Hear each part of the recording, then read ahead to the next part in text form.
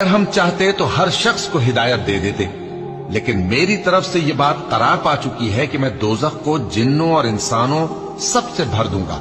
सो अब आग के मजे चखो, इसलिए कि तुमने इस दिन के आने को भुला रखा था।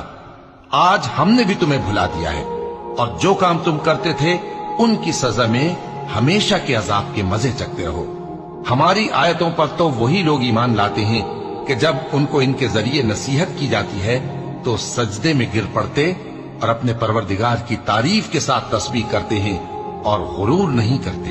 उनके पहलू बिछोनों से अलग रहते हैं, इस हाल में कि वो अपने परवरदिगार को खौफ और उम्मीद से पुकारते और जो कुछ हमने उनको दिया है उसमें से खर्च करते हैं। सो कोई शख्स नहीं जानता कि उनके लिए कैसी आंखों की ठंडक छुपाकर रखी गई है।